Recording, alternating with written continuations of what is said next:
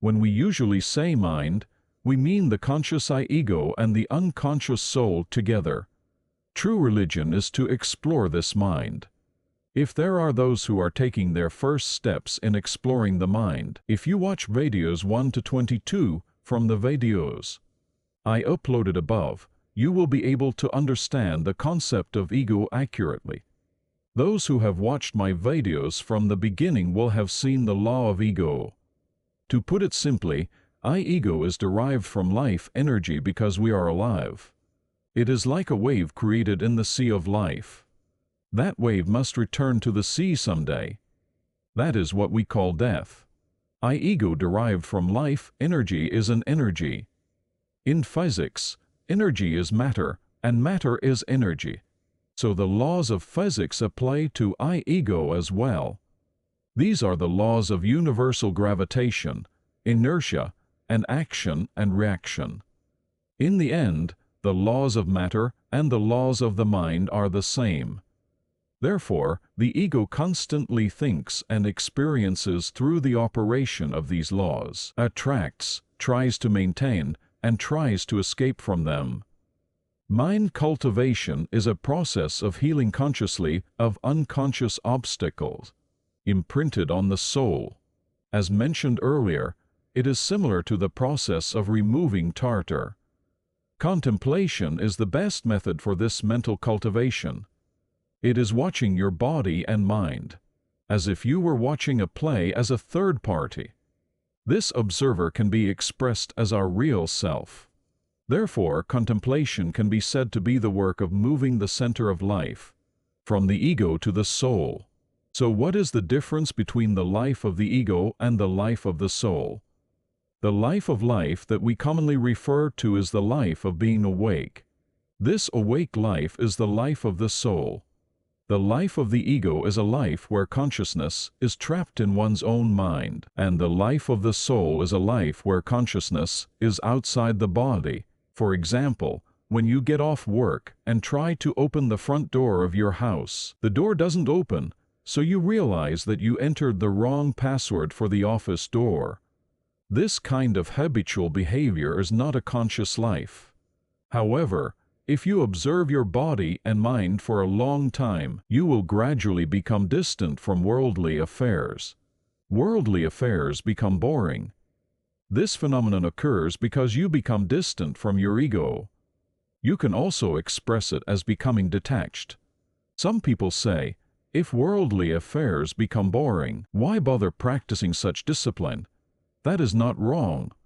However, that fun is from the ego's perspective, and it is on a different level from the fun of the observer, that is, the conscious soul. The fun of the soul is the fun of creation. Since it is the fun of creating something without being obsessed with anything, there is no pain there. If someone whose hobby is fishing is not allowed to fish, it would be very painful for that person.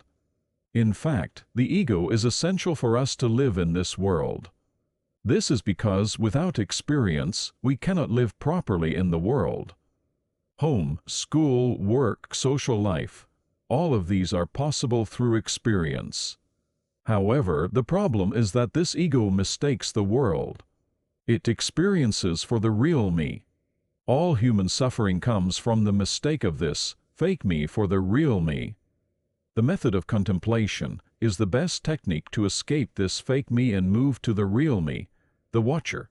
This watcher is an immortal life form that has never changed from your childhood until now. If you saw the sea when you were young, the seeing of seeing the sea remains unchanged even now. However, as you grow older, your body may change a little, and your eyesight may change a little. However, the seeing of watching never changes. What does not change is eternal. We call that eternal being God. When your center completely shifts from the ego to the watcher, you gain the power to create harmony in the world as a godlike being. You can exert the power of harmony and wisdom, which are the basic functions of life. It is because I do not see everything from the subjective perspective of the ego, but from the objective perspective of the conscious life, and feel and deal with every situation as if it were my own body, that I create the most harmonious results. I am taking on the role of God. However, there is something to keep in mind when observing the process of contemplating the mind, where all kinds of thoughts and desires of the ego and the unconscious wander, is not easy. This is because if you are not awake, you will quickly fall into the mind. Being awake means that your consciousness is always present. You are not lost in thought. You are awake while thinking. Your attention is alive. So what is the point to keep in mind? Never get involved in the process of contemplating the mind, where all kinds of thoughts and desires of the ego and the unconscious wander. All kinds of thoughts float around in our minds. There are countless thoughts and emotions floating around, such as moral things, immoral things, sexual things, inhuman things, cruel things, good things, right things, wrong things, rational things, and irrational things. Watch all of this as if you were watching a play as a third party. Never get caught up in or intervene in the play.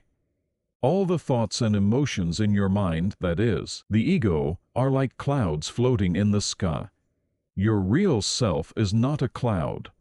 The sky where clouds can exist, this empty space, is your real self. The empty space, the watching self, should not make any judgments or interventions about the clouds. The floating clouds are an illusion without substance. Therefore, you should not make any judgments about good or evil, or any interventions in what the ego, which is an illusion, does. If you make judgments or interventions, you are acknowledging the ego as a reality, so the ego will only be strengthened. That is nothing more than an act of feeding the ego. Just contemplate. It will not be easy.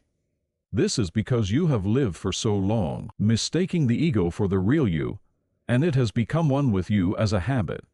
Separating from this ego means death to the ego, so it will continue to interfere with your waking consciousness, that is, contemplating. Never lose yourself to that interference. Always watch your mind and body. Do not be swayed by the pull of the ego, and put into action what you need to do in the present moment to harmonize with your surroundings. That is the way to truly love yourself. The world around me is me. The waves are the sea.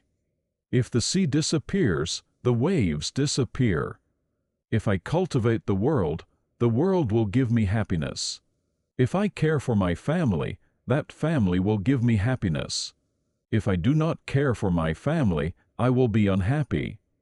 I have to personally put wood on the stove and light the fire, so that I can benefit from its warmth.